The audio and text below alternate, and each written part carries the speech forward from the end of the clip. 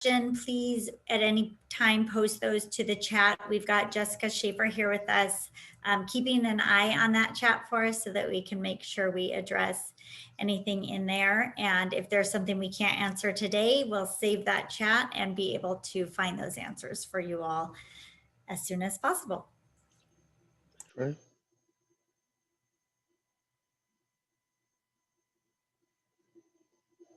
Oh, wow, Katie, thanks so much for joining us. We've got Lauren and Susie. Wow. Welcome, friends.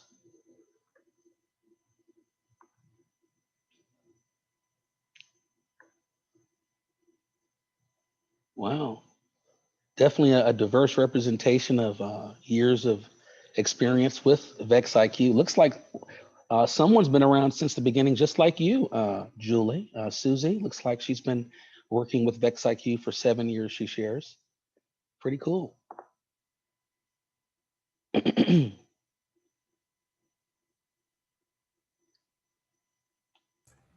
All righty, Omar. It All looks right. like we might still have a few, but it is 3:32, so I want to honor those who are here. So if you want to go ahead and flip to the next slide, and I'm going to let you introduce yourself. All right. All right. Well, welcome everyone. This is so exciting. My name is Omar Shepard, and on behalf of our superintendent, Dr. Al Mijares, I am so humbled to welcome you to the Orange County Robotics Consortium's orientation session. Serving alongside me on the STEM team, I'd like to introduce my partner in work, Julie. Shall I unmute myself?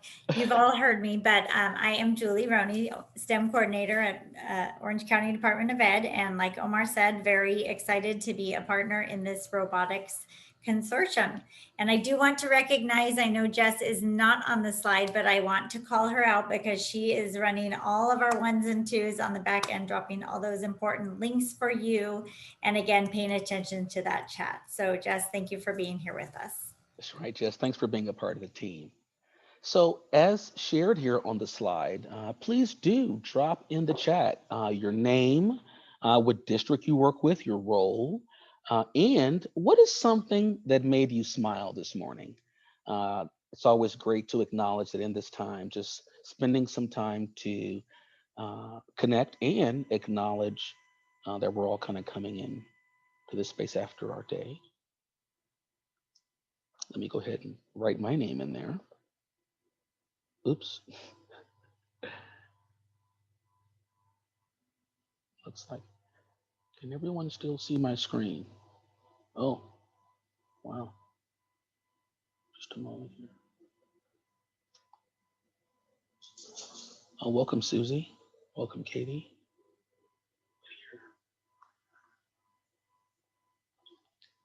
That's right, students, to make you smile. In fact, I'll be honest, today my students almost made me cry. We were just talking about, the things that we've learned together and wrapping up one of our final sessions that I'll be doing with them during this semester. And it was really humbling to think about how we make an impact on students in ways that we don't even necessarily realize sometimes. So it made me smile. And I should say, when I said cry, it was a happy tear. But thank you. Thank you. All right. So we've got Lauren Levy with the Norwalk Lamarada Unified School District. That's awesome. PLTW.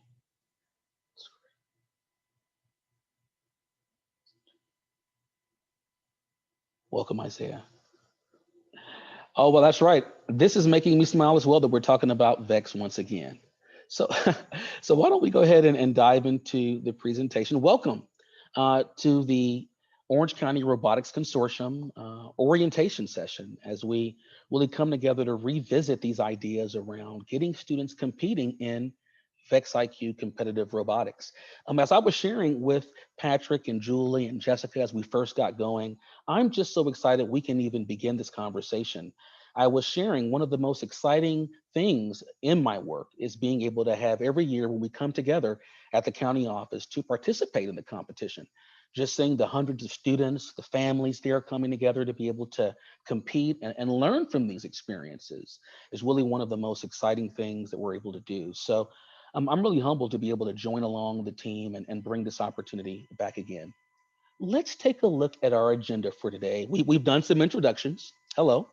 We're going to talk about our goals for the day. And we're going to have a chance to really be introduced to what I'm going to call the very appropriately named VEX IQ 2020 game, Rise Above, as we rise above these circumstances and compete in robotics competitions. We'll take a look at what that really means, though, for us amidst a pandemic and talk about next steps and support and what it would mean to go ahead and register teams, and then we'll go ahead and wrap up. Hey, Julie, do you want to check in? Is there anything you think I missed from our overview agenda? We good to go? All right, thank you, thank you. All right, so listen, as we began a few years ago with the Orange County Robotics Consortium, it really was with some of the same goals that we have right now to provide training to existing and new teams in the current game this year, Rise Above, to provide support to new and existing teams with training and resources to get teams up and running, to provide information on where to access funding and resources, as well as gather information on existing robotics teams and promote our upcoming competition. I'm curious, how many of you have actually seen this year's game? Many of us? Okay, I see a thumb up there. No? Okay, well, this is your chance. What I'm gonna do, just throwing it out there. Thanks, Jess. You shared the link in the chat. I'm going to hit play, but if for any reason there's any technical issues, feel free to watch it on your screen. Here we go. Oh, excuse me, just a moment here. I'm going to hit play right now. And sharing my sound.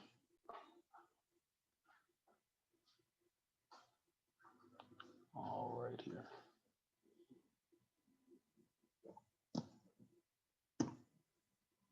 Does anyone hear anything? No. Okay. Let's go ahead and stop this here. And maybe everyone just take a moment to watch it in your I'll play it, as I think there's still value in that, although we're not getting any sound, which we can talk about.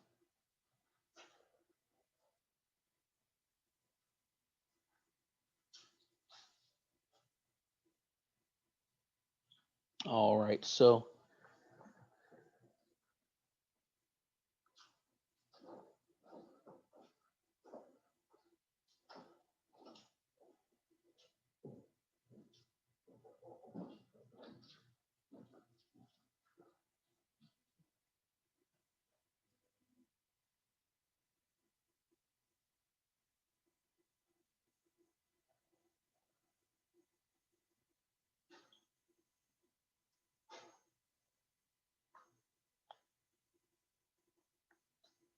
all right.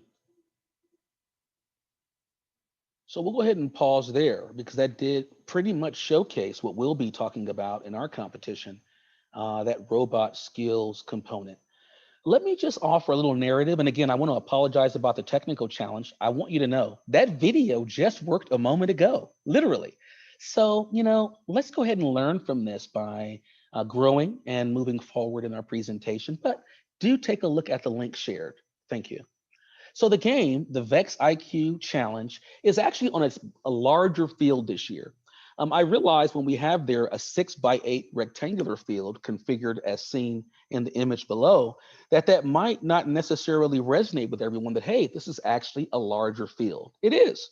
And on this larger field, two robots compete in the Teamwork Challenge as Alliance and the 60-second long teamwork matches, working collaboratively to score points. Really, though, this year focusing on the robot skills aspect, where one robot takes the field to score as many points as possible. And this is where students are able to have matches that consist of driving skills matches, which are entirely driver controlled, and programming skills matches, which are autonomous with limited human interaction. All right. Now, the details of this game, Julie. Oh, that's me. All right, so very general overview of some of the details. Again, that bigger field this year. And one of the things the VEX IQ representatives and the REC representatives have told us field, but on the limited space of the field, so they made it slightly bigger bigger in hopes that this would be the field following in the future. So you can see here that they have risers, and my audio is being wacky. So let me know if I'm the only one hearing my voice twice. Hopefully you're not getting an echo. There are 27 risers on the field, and the object is to score as many points as possible with your alliance partner. If you're new, that's one of the things that I really love about VEX IQ is that it's an alliance. It's not one robot versus the other. It's us working together to score points. And we do that by scoring risers into those blue square goals that you see and stacking them. And then we're also going to talk a little bit about completing those stacks and rows and what that means for points this year. We'll get into that a little bit later. All right, Omar, we can switch. Okay, and so why should you start a robotics team? Again, I see lots of returners in this space and a few newbies. So just thinking about why we do this, it's all about the kids, and it really goes back to being educational, but it brings that education to life. I like to think of students wanting to learn in a fun, creative, engaging way. And I think that a robotics team is one way for students to do that. I also know, and Omar, I'm going to share a little bit about you. So I should probably see if you're making a funny face at me. But something Omar shared, and he might share it better, is that when he grew up, he wanted to be a part of a team, and he might not have wanted to play football or soccer. He wanted a robotics team, and that was something that was missing from his childhood. And so it's nice that we can offer that to kids who want robotics in their lives.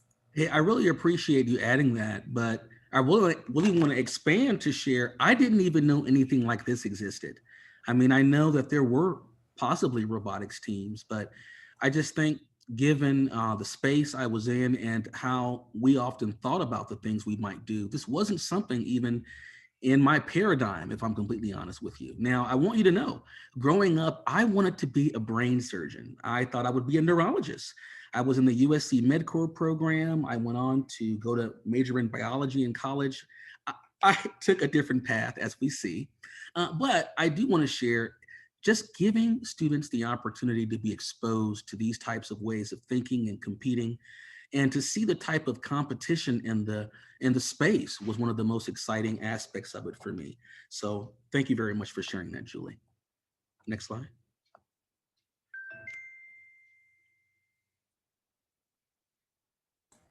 Oh boy, that's me again. Omar, would you mind doing me a favor?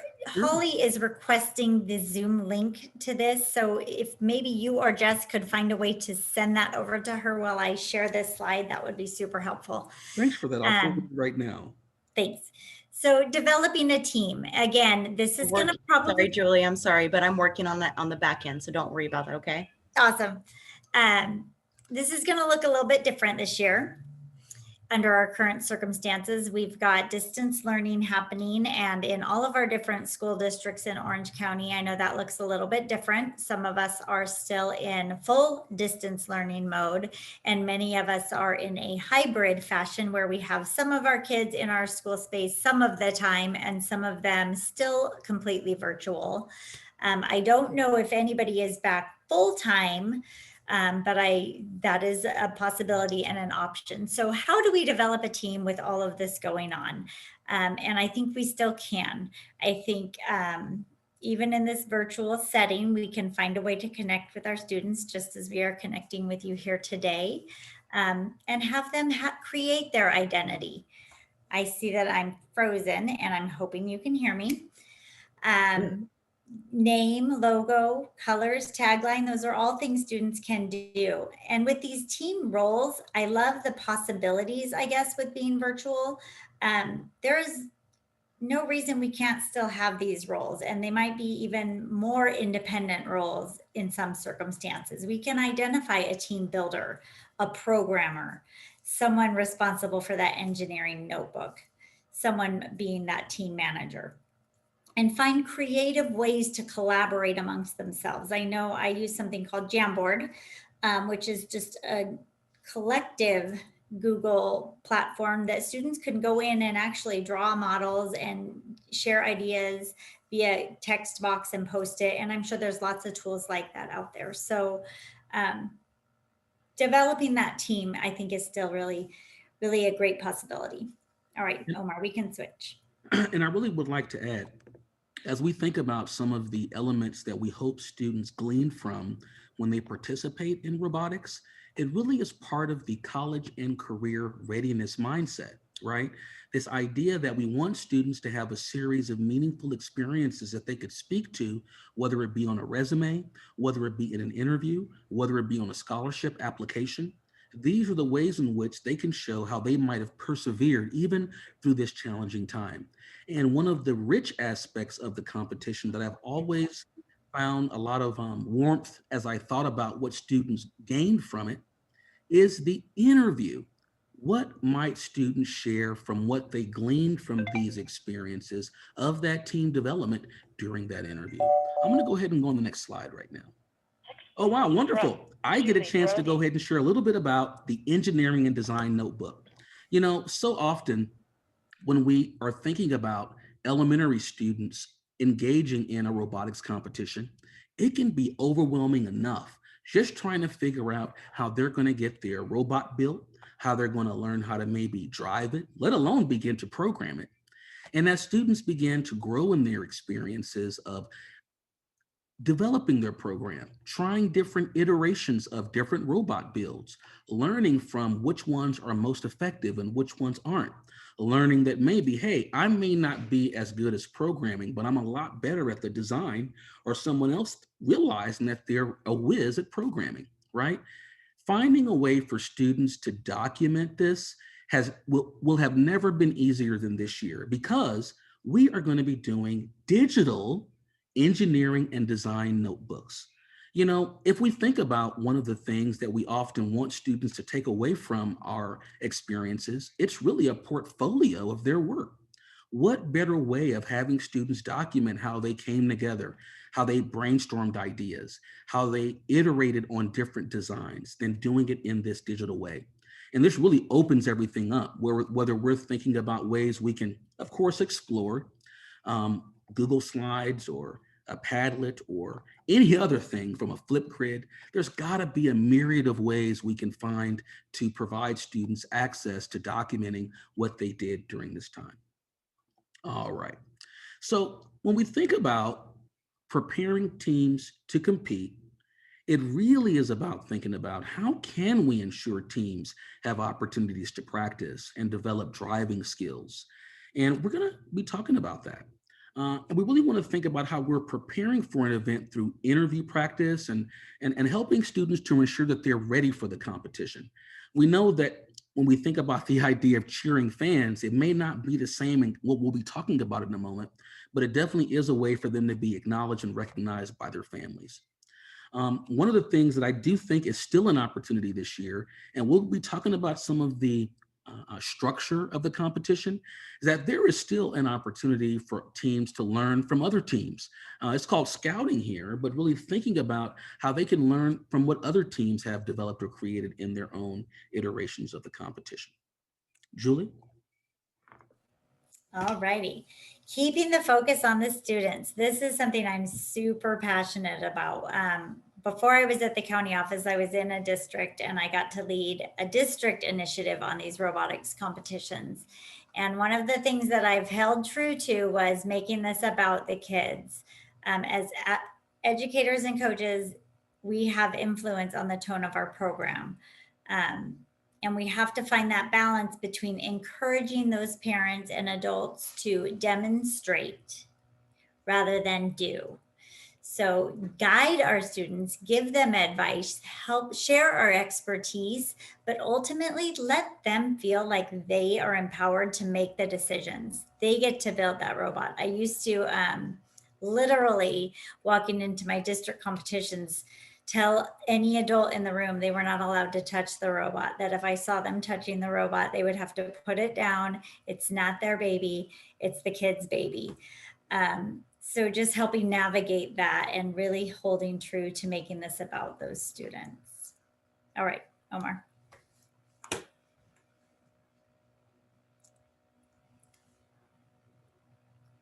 Are we switching? Oh, we already did.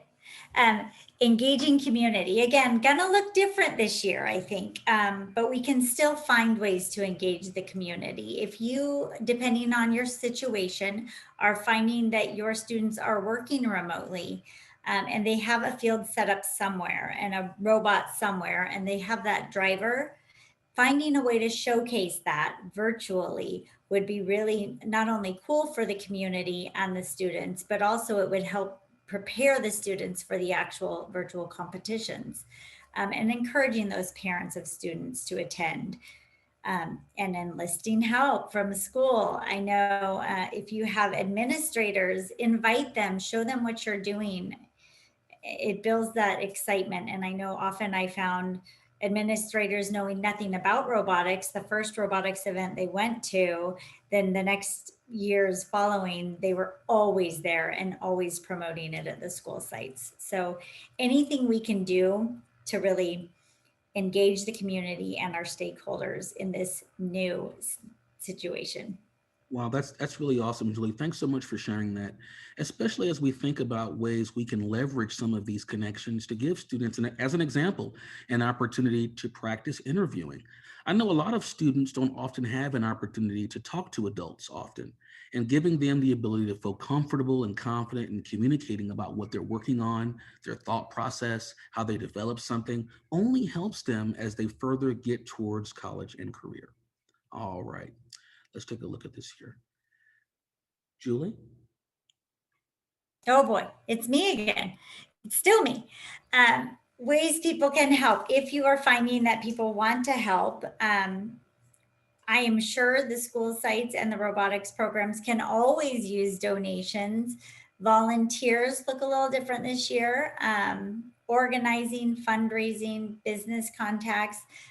Something I've seen in the past was sponsorship. If you reach out to local organizations and businesses, oftentimes they would want to provide sponsorships and buy t-shirts, etc. So those are some ideas. Oh, Omar, you switched the slide on me. My apologies. I think we're having a little bit of lag, but you know what? Our synchronization really is just all about providing these opportunities for students. Let's collaborate. You know, as we're thinking about the idea of this digital notebook, what a better time to maybe collaborate with an art educator, come up with some new ideas, to come up with some graphics or things to really give a chance to showcase what this team is doing, maybe come up with a really cool team logo. Maybe you're thinking of ways that you can elevate new ideas around the content. Maybe collaborating with a math educator to support students to understand what they're working on from a mathematical perspective. There's several ideas you can consider.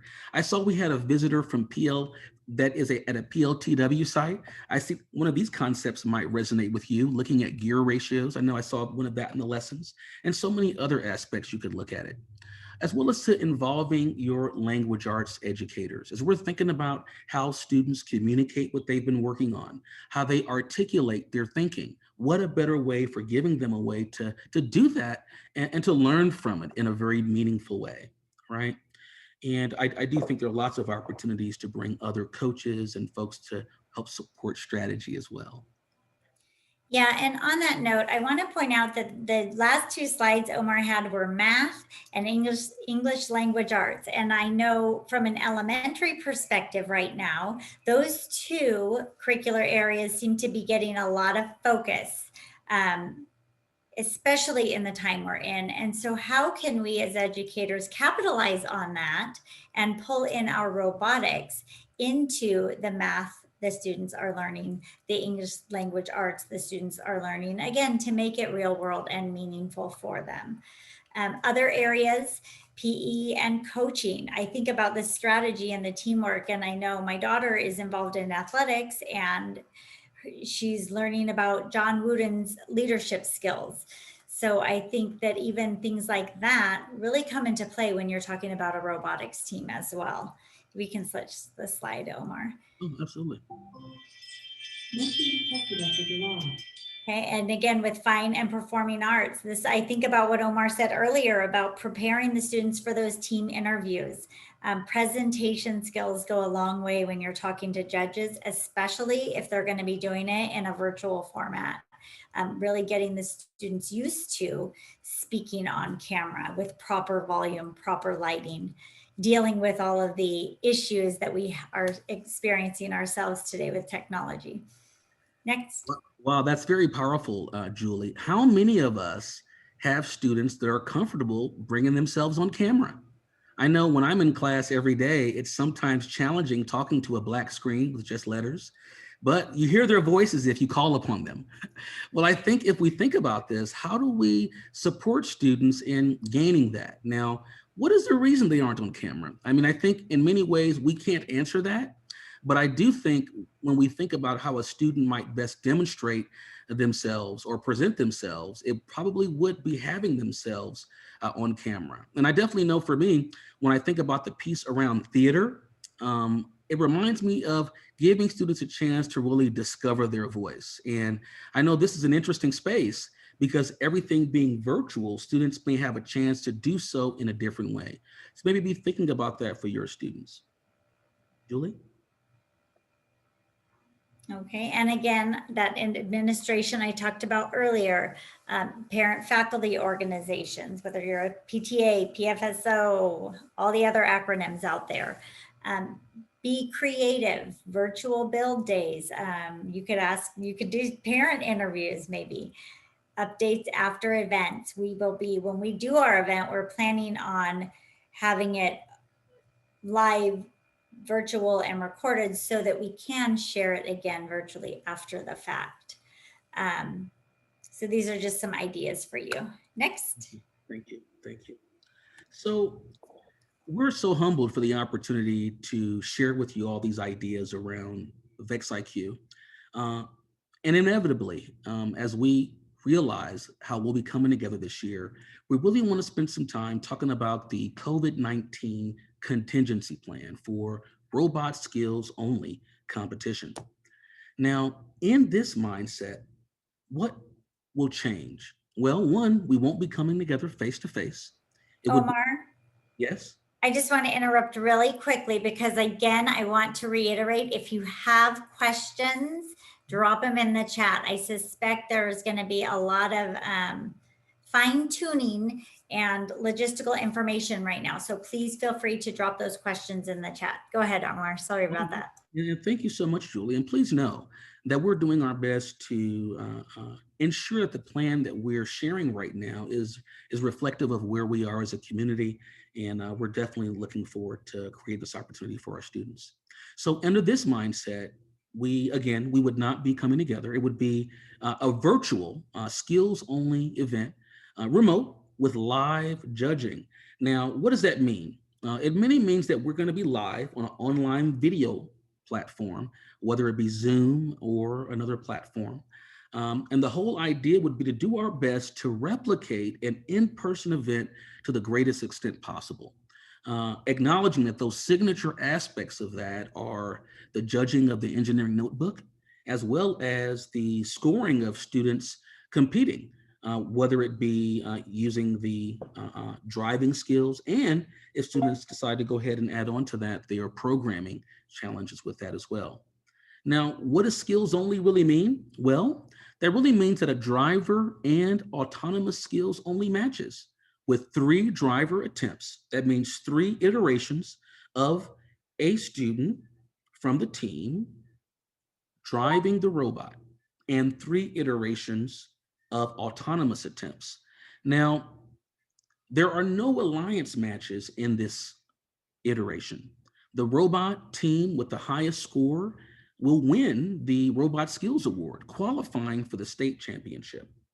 And the robot or the team with the second highest score earns the second place Robot Skills Award, also qualifying for the state championship. So I do know this is different, but it does provide a unique opportunity. Now, admittedly, in my mind, I began to wonder, does this mean if you had a team of 3 that you would have 1 student per iteration? It could. Does this mean that you have a team of 4, 1 student's going to miss out? Not necessarily. It could mean that you're thinking in some of those creative ways, as Julie shared earlier, in looking at your team roles, looking at how you consider how the team is organized and what those individuals on the team might do. But it's important to know that with this remote event, it's entirely on Zoom or WebEx. So the teams will be sent a private link and password to the Zoom prior to the actual event date. And teams will live stream into the Zoom at their pre-scheduled 30-minute match time slot. That means teams would need a device capable of joining a Zoom meeting via video. They would need a field, game elements, and robot, and the ability to compete in a remote live skills with the conditions described in page 28 to 30 of the game manual. Now, I want to thank Jessica for sharing the game manual in the chat.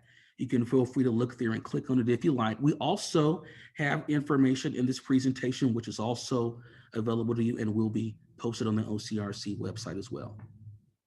All right. So what does that mean? What do we need? Well, there are a few things we would need to do this. You would need consent release forms. These release forms will be uploaded electronically to the Robot Events website. You would need a robot, batteries and charger controller, spare parts, just as you would in a traditional competition. You would need a device with camera and internet connection able to get close enough to verify scoring. One idea around that could be looking at what different devices you have available. I know I was on a Zoom earlier and practiced adding myself and brought my cell phone camera right up to see if that might be plausible. It's for consideration. A clock as a backup timer, tape measure or ruler for robot inspection, as well as a rise above field and elements, and pit goggles. All right. I'll pause on this to see if there are any questions here. Thank you for sharing that, Julie. All right. Again, if you have any questions, feel free to pop them in the chat. Okay, can I participate in or watch the event? Please know the rules and regulations as illustrated in the game manual. Now, you're required to bring the entire team, but drivers are required. If two drivers pass the controller at 25 to 35 seconds, okay, I don't know if this is valid because we're not doing this element of the competition regarding this piece here. Hold on, what do you mean? Here's his. Oh, yes. So what we meant by that, Omar, if I recall correctly, is that they can have the option if they're allowed to be together, the teams can have the two drivers and they would pass the controller at the 25 to 35 second mark. Oh, wow. If they're at a site right now that is still demanding social distancing at that point, it should say if one driver. So that was a typo for us. If one driver, they don't pass it, the driver drives for the entire 60 seconds. So that is a new option this year because of the COVID contingency plan. You can have one driver drive the entire minute if that is a necessity. Does that help? Well, thank you. That helps very much. Just want to make sure that. Oh, and Susie, pit goggles are just safety goggles. That's our way of saying we got to be safe. Wear those goggles. That takes it off of us. Indeed. Good question. Thank you. And we will correct that on the first bullet, and we'll have that updated. Team primary contact or designated adult must be over 18, must be present before and while students arrive and are participating in the live event. All registered teams can view all matches live, and the event staff will view matches live. The REC Foundation staff can view all matches live. However, general public may not view the matches live. Okay, we will discuss adding a link to a recording of the competition to the OCRC website to make available following the competition. All right, let's take a look here. So robot skills scoring. Well, scoring based upon the video, and again, my apologies about the audio. I do encourage you to go back and take a look at it. Scoring is going to be based as following. A base riser is worth 1 point. A stacked riser is worth 1 point. A completed row is worth 3 points. A completed stack is worth 30 points. The goal labels for each goal aids in remote communication and scoring relative to driver stations and audience views and consistent between both fields. Let me look in the chat here. Okay, thank you. Are there any questions? Please just let me know. Feel free to hop in. All right. So this here is a graphic of the game.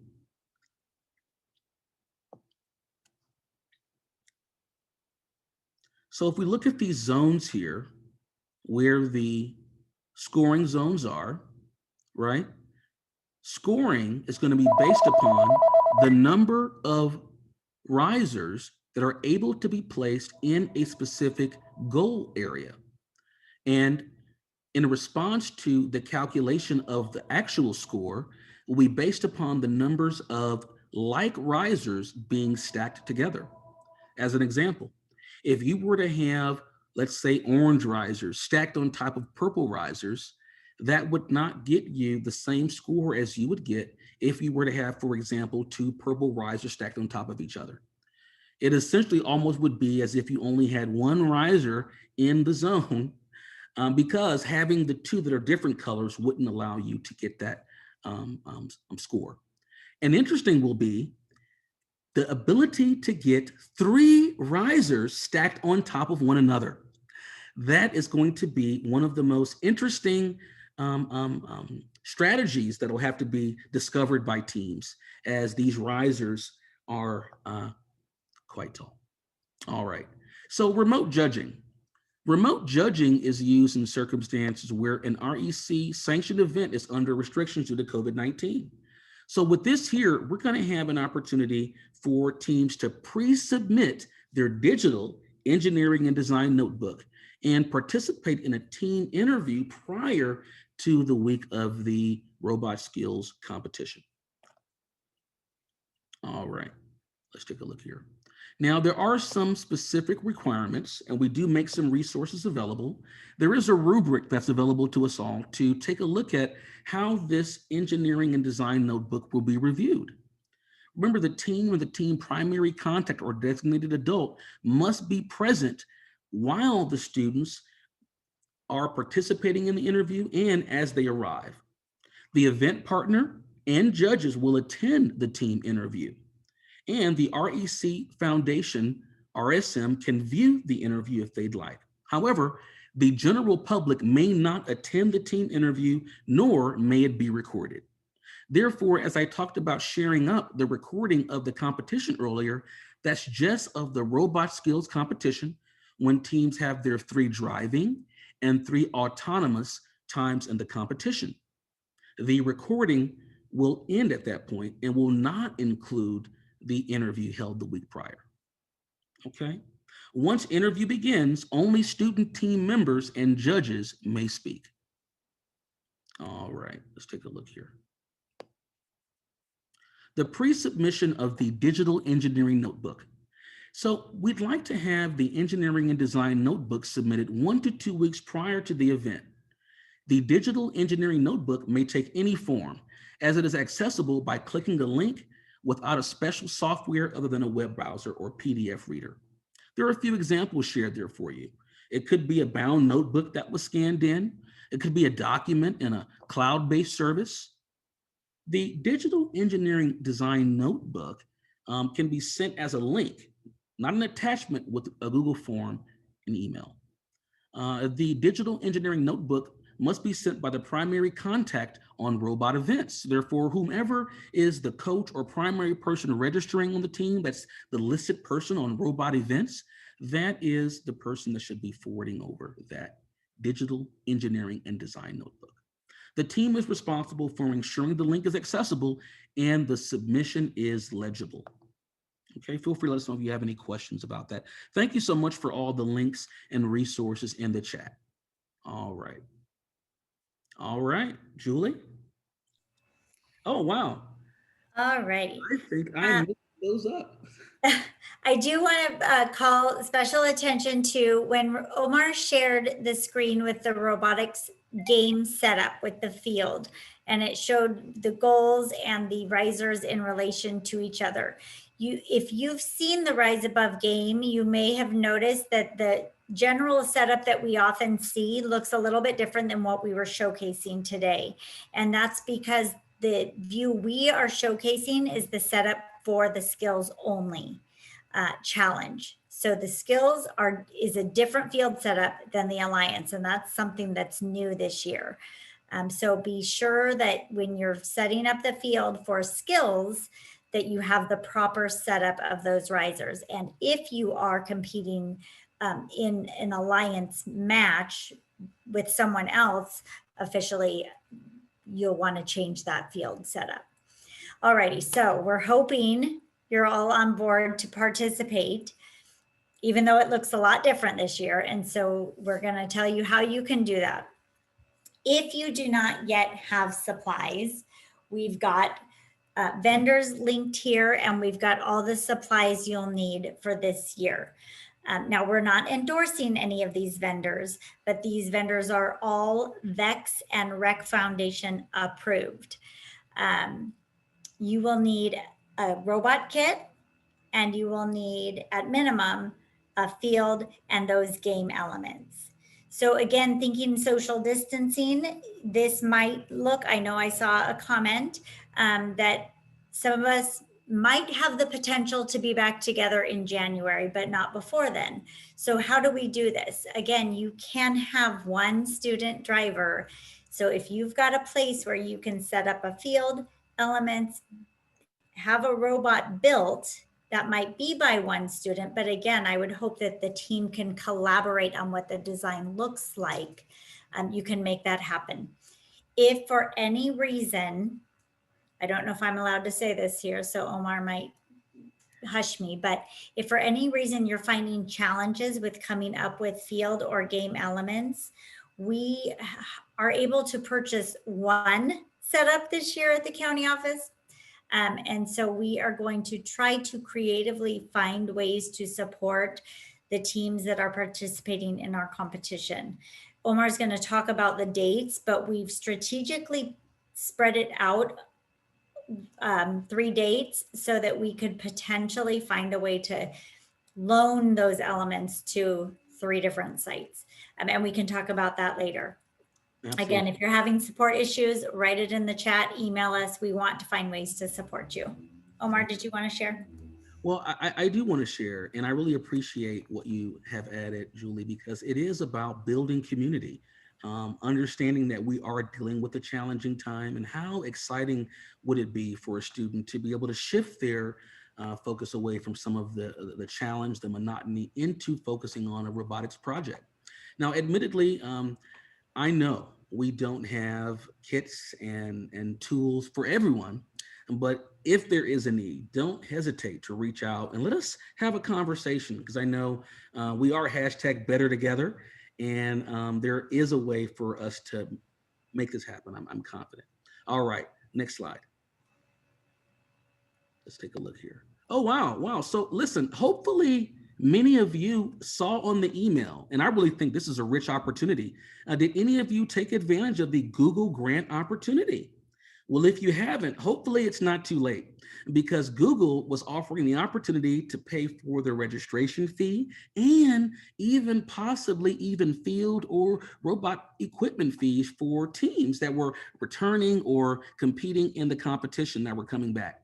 So I do know that it did require you to reach out to Stephen Rummel, our robotic education competition regional manager, and communicate that the OCRC sent you, and share up that opportunity, because it's a great way for you to be able to have access to funding to help hopefully lighten the load if funding was any concerns for this year's competition.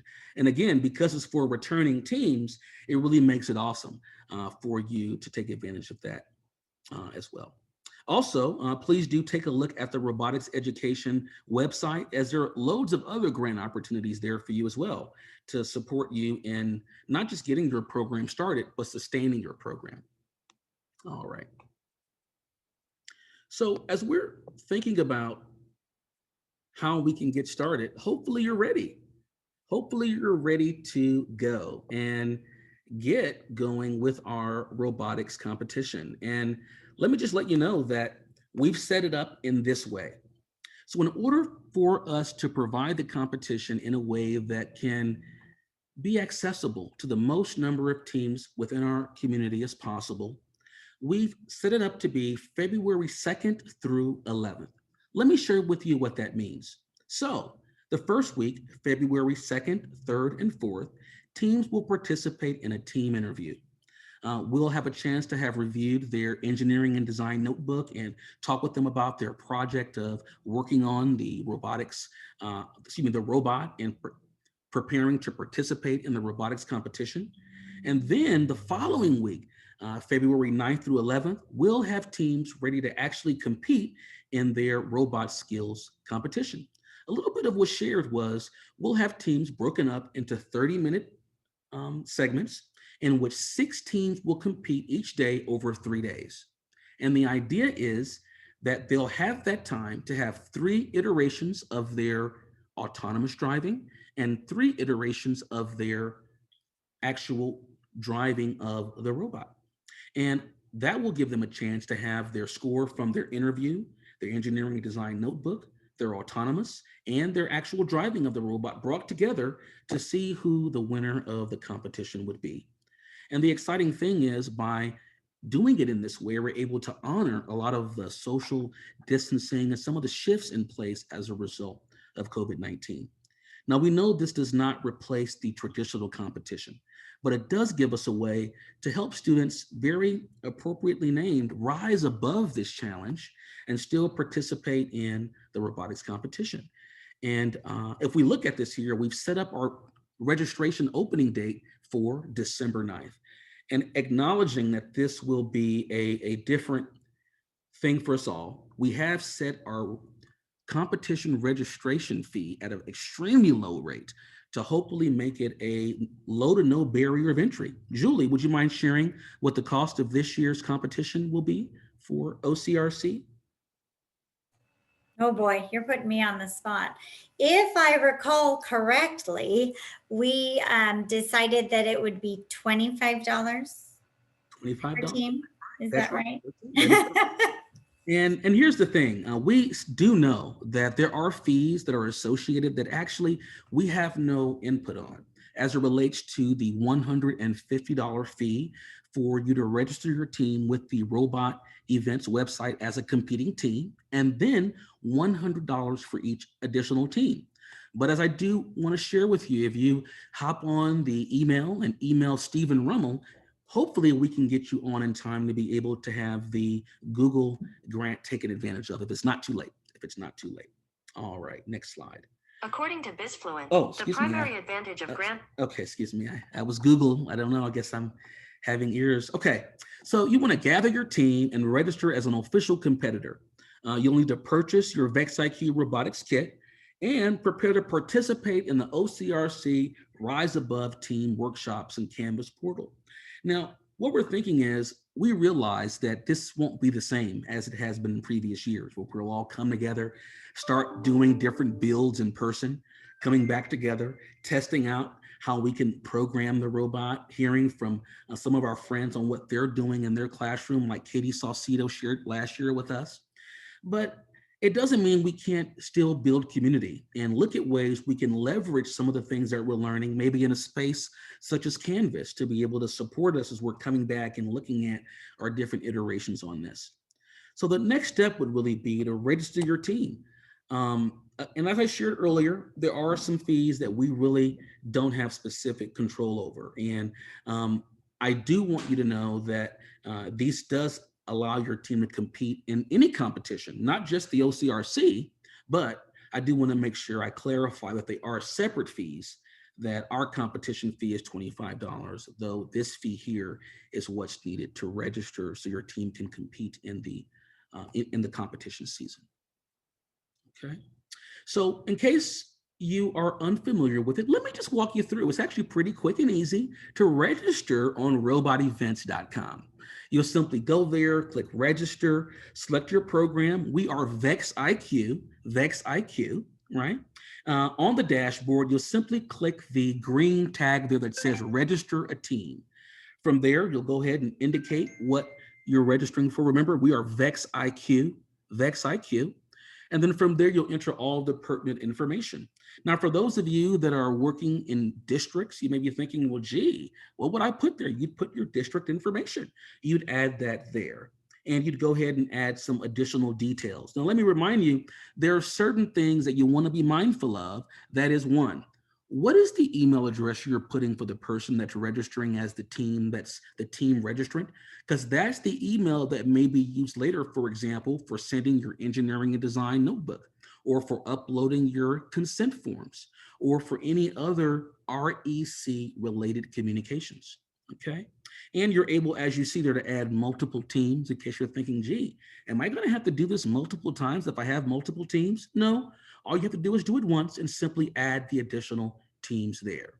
All right, and here again is the address book and billing information, and you are able to use a PO if you are in a district. Of course, you can also, if your district has any specified reimbursement protocol, I would ask that you check with your district first and confirm. And if approved, then go ahead and take care of that on your own if that's what you're set up for at your site.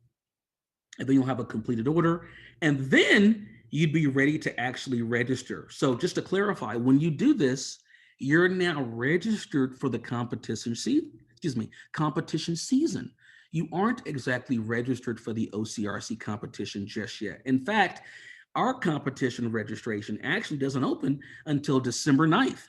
So, in fact, if you give us a heads up, hey, Omar, Julie, here is our team number, we'll actually register you before registration even opens, thereby locking in your team into our competition. And actually, if I can share with you for a moment, as an official event partner with the Robotics Education and Competition Foundation, we actually provide this competition to the robotics community at large.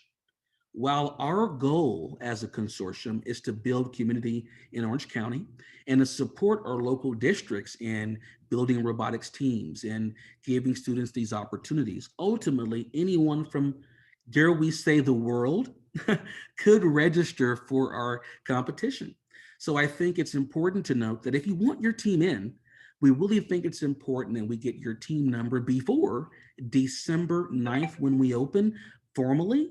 That way we can make sure your team is registered, because I have seen it happen before when we get a slew of other registrations and we're unable, because we end up with a waiting list and it becomes a little bit of a challenge. So I really want to make sure I communicate. Hey, Julie, you Omar, have on that? I want to jump in. Sure, please. And I love that Susie has already shared her team number in the chat with us. I did write in the chat that if memory serves, I think we have 18 teams that were able to register for this one. So it's a small number. And so that's why we're sharing with you today, because as Omar mentioned, when this goes live on Rec Foundation, we have no control over who registers, and we are passionate about supporting our local California teams, Orange County, California. So if you all are here today and want to be a part of this, we want you to be a part of this. So let us know what we can do. Again, I'm going to say it. Let us know how we can support you. We've got this planned to do a robot build workshop virtually coming soon, but we want to know what you need as far as professional learning opportunities. So I'm sure you're going to have a chance to unmute in any moment, but feel free to write those in the chat, unmute.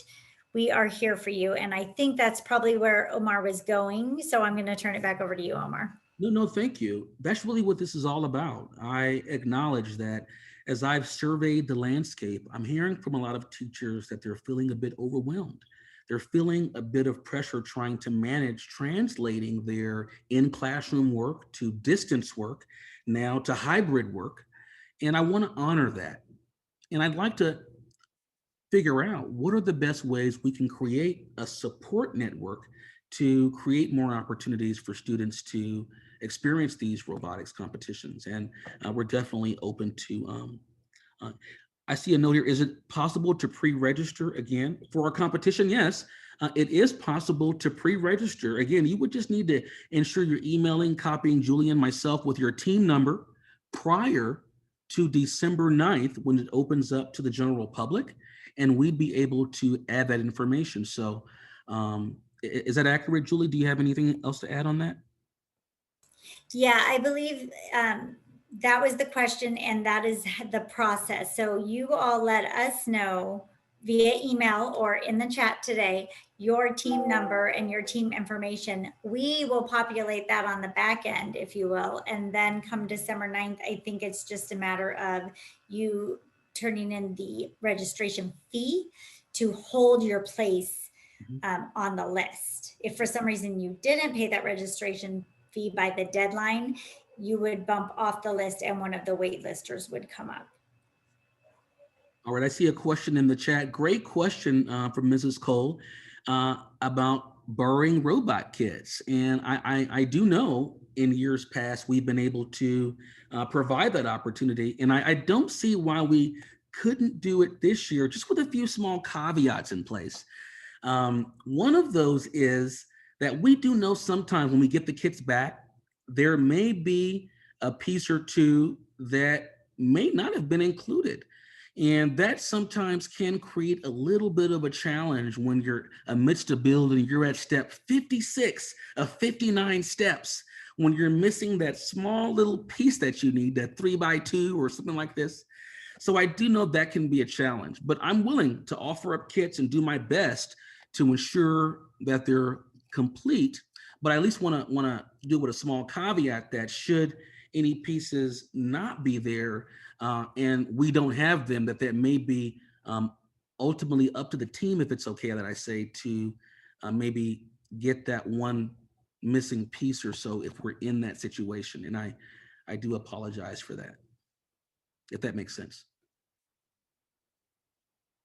All right, all right.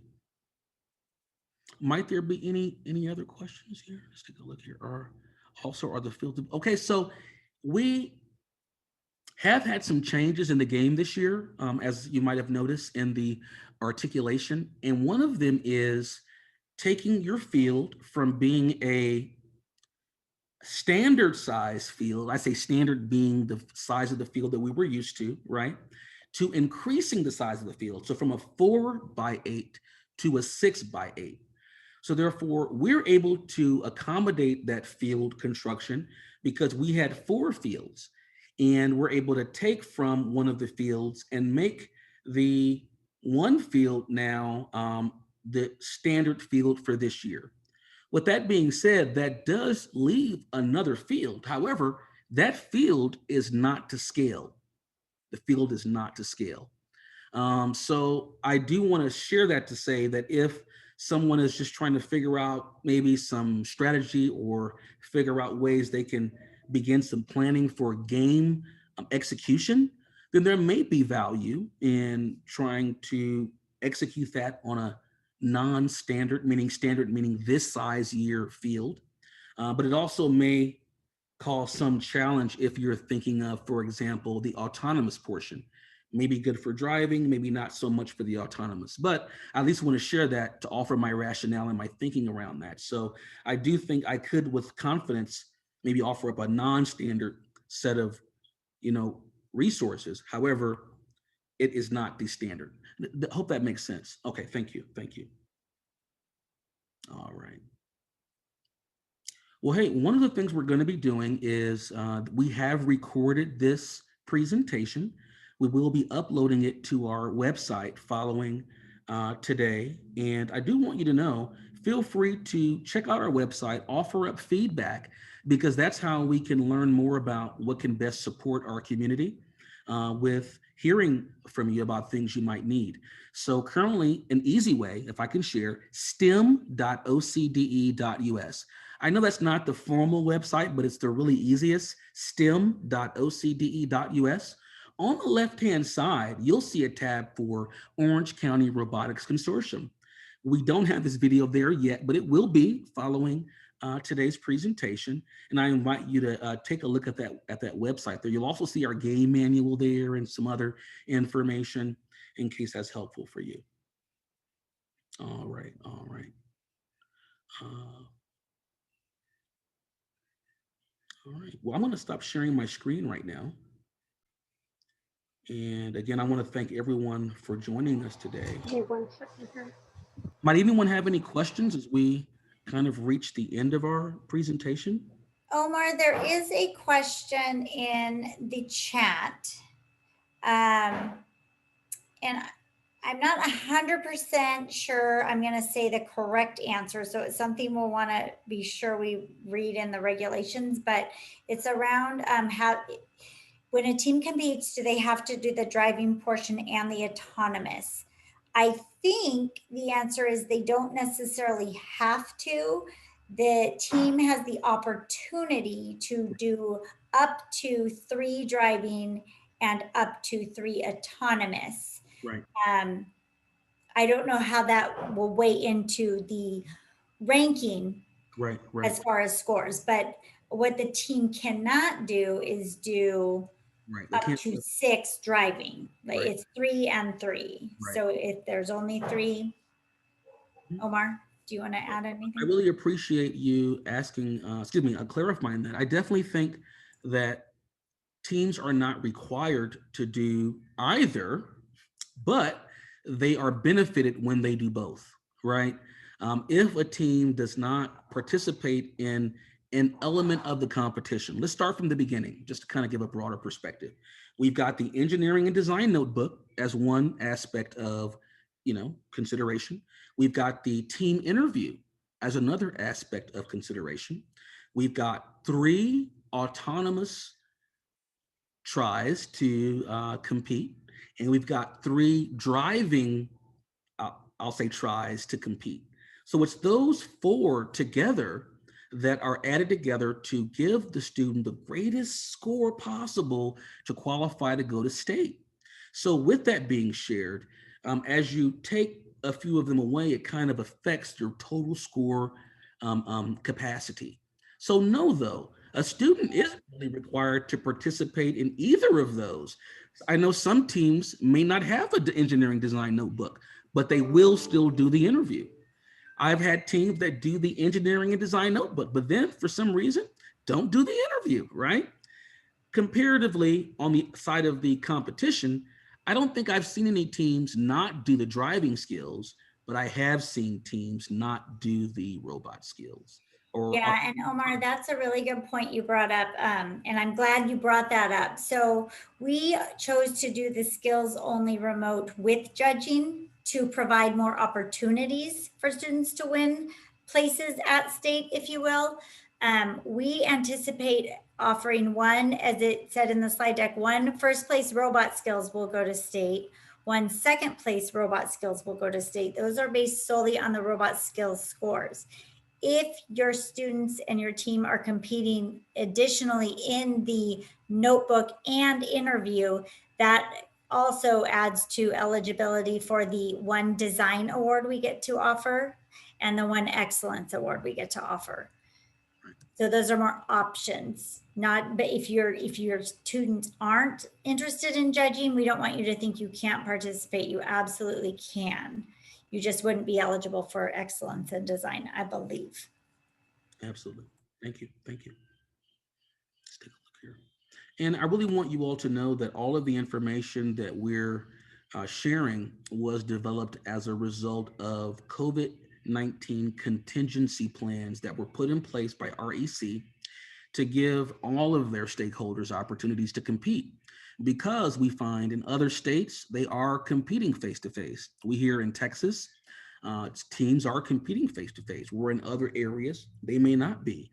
So I think it's important for us to note that when our teams get to the state or rather the even worlds competition, they may engage teams that have competed face-to-face. But it's important to note, let me share, if your team does make it to state, there will be remote opportunities for the state competition.